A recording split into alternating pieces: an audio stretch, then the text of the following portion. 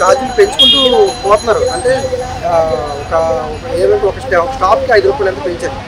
So గతంలో RTC అంటే ఇప్పుడు బీఆర్ఎస్ పార్టీ వాటి మీద మాట్లాడుతుంది, నేను కాదనట్లేదు, ప్రతిపక్ష పార్టీగా మాట్లాడాలి. కానీ గతంలో ఈ బీఆర్ఎస్ పార్టీ కోసం బీఆర్ఎస్ పార్టీ ఈ ఆర్టీసీ ప్రైవేటీకరణ చేస్తారన్నప్పుడు కరోనా టైంలో ఎంజీబీఎస్లో ఆర్టీసీ వర్కర్స్, ఆర్టీసీ డ్రైవర్లు కళ్ళమ్మటి నీళ్ళు పెట్టుకుని ఏడ్చారు. ఆ రోజు గవర్నర్ గారి దగ్గర ఆర్టీసీకి వెళ్ళి కూడా ధర్నా చేశారు.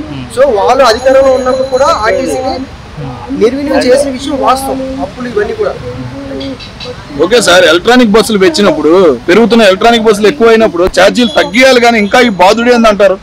సాధారణంగా మీకు తెలియదు ఏం లేదు. ఇప్పుడు సంక్షేమ పథకాలు అమలు చేయాలంటే ఒక దగ్గర కోత పెట్టాలి, ఇంకో దగ్గర పెట్టాలి.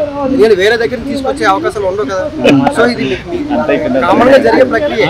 హైదరాబాద్ లాంటి స్మాల్ సిటీ ఆదాయం ఉన్నప్పుడు కూడా ఆర్టీసీ బాధుడు అంటే సామాన్యుడు నడ్డు పడిచినట్టే కదా. గతంలో ఉన్న వాళ్ళు అప్పులు చేశారు. ఆ అప్పులు తీర్చడానికి మేము ప్రత్యేక మార్గాలు